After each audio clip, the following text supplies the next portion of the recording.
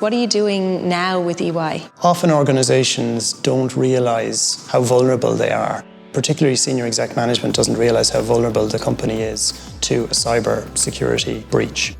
So we take senior management through a simulated breach, and we actually explain to them and take them through at quite a detailed level what it actually means to be breached. So less of the technical, how does the response go? More, what are you going to tell your customers? What are you going to tell the media? What are you going to tell your regulator in your industry when a breach happens and you inevitably have to go into that detail? What kind of challenges do your clients have? Most people believe that their controls are bulletproof and they can't be breached. The reality is quite different, actually. And because you can't prevent yourself from being a target of cyber attacks, one of the things that companies haven't really grasped fully is how good their detection needs to be. Because a breach happens in a matter of hours or days, and you only have that time window to understand that there's something wrong happening and to intervene and make sure that that break-in doesn't turn into a data breach. So we help companies design a better detection capability to understand and to install electronic alarm systems so that they can understand actually what's going on wrong at the time.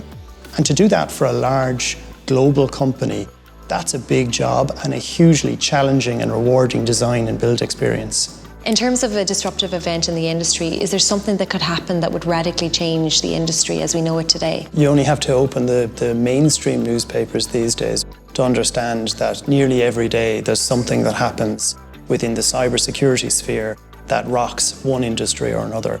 I think there is real fear out there now that businesses are overextended and that they are pretty much unable to keep up with the surge in threats and managing their own risks. So there's a real sense and nervousness, I think, within the regulatory and often within the government spheres that something could happen to cause a systemic shock.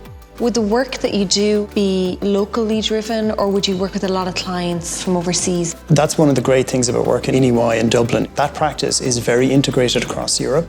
So once it was formed, our client list transformed pretty much overnight, and we got to work with household names in global banking and insurance. And I think that's what's kept me here in this role for so long within EY, just the diversity of what I'm doing.